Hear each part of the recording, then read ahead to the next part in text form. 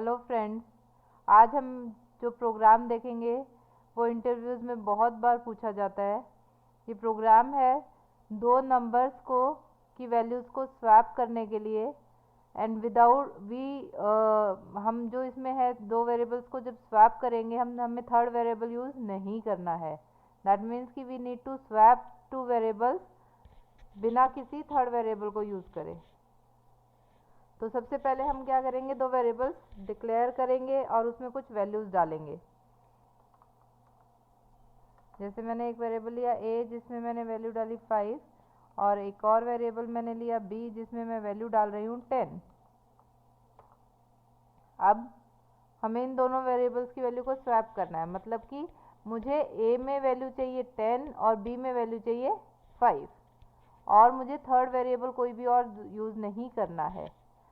अब देखिए, इसमें एक छोटा सा लॉजिक हम यूज़ करके देख सकते हैं। जैसे कि अगर मैं एक वेरिएबल में एट ए टाइम तो मैं एक ही वैल्यू स्टोर कर सकती हूँ, उससे ज़्यादा एक से ज़्यादा वैल्यू स्टोर नहीं कर सकते।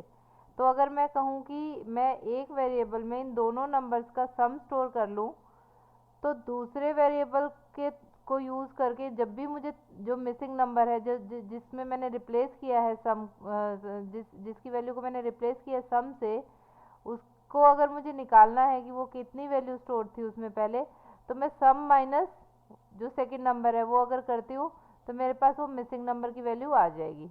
तो इसी लॉजिक को यूज़ करते हुए हम अपने दोनों नंबर्स की वैल्यू को स्वैप करेंगे। तो मैंने बोला कि a is equal to, a में मैं दोनों नंबर्स का सम डाल रही हूँ, तो मैंने बोला a is equal to a plus b। अब देखिए, इसको अगर हम साथ हम वैल्यूज़ को चेक भी करते जाएंगे कि हमारे पास क्या क्या वैल्यूज़ हो गई हैं। तो शुरू में हमारे पास a में था 5 एंड b वॉज 10, ठीक है। अब हमने लिखा a is equal to a plus B, इसका मतलब a में कितना हो गया, दोनों नंबर्स का सम, मतलब कि 15, और b में कितना है, b में तो अभी भी वही 10 है, ठीक है। तो इसका मतलब अब अगर कभी भी मुझे a की वैल्यू निकालनी है तो मैं कैसे निकाल सकती हूँ, जो पहले थी a में वैल्यू 5 इनिशियली जो वैल्यू थी, कि अब जो दोनों अब क्या हो गई है, क्योंकि अब तो a में दोनों नंबर्स का सम आ गया है, तो उस सम में से अगर मैं जो दूसरा मेरे पास नंबर है उसको माइनस करूँगी तो मेरे पास जो ओरिजिनल वैल्यू थी वो आ जाएगी। तो अब मैं इसको बोलती हूँ कि b में वो वैल्यू डाल दो, तो मैंने बोला b is equal to a minus B. इसका मतलब अब b में देखिए कितना आ गया है, अब b में हो गया है a माइनस बी, मतलब कि 15 माइनस 10 मतलब कि 5। यही हमें चाहिए था, b में a की वैल्यू चाहिए थी। तो ठीक है, अब उसके बाद हम उसको बोलते हैं कि a में क्या डाले, a is equal to a minus B. इसका मतलब a में क्या है, क्योंकि हमने b की वैल्यू को चेंज किया था, a तो अभी भी 15 ही था, तो अब a में अब कितना हो गया, लेकिन अब हो जाएगा 15 माइनस 5 मतलब कि 10। इसका मतलब a में कितना आ गया, 10, जो कि b की ओरिजिनल वैल्यू थी। दैट मीन्स कि हमारे दोनों वेरिएबल्स की वैल्यू स्वैप हो गई है बिना किसी थर्ड वेरिएबल को यूज़ करे। a में वो वैल्यू आ गई जो b में थी और b में कौन सी वैल्यू आ गई, जो a में थी, एंड हमने किसी भी तीसरे वेरिएबल का यूज़ नहीं किया।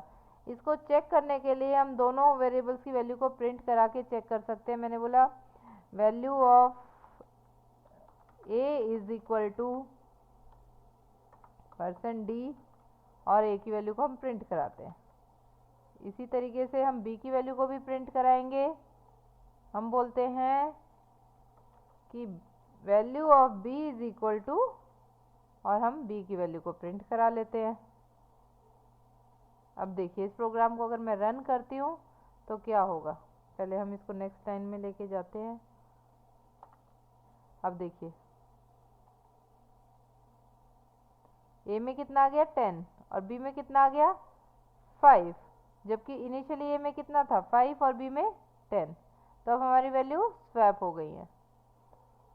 फ्रेंड्स, मुझे उम्मीद है कि ये वीडियो से आपको बहुत हेल्प मिलेगी।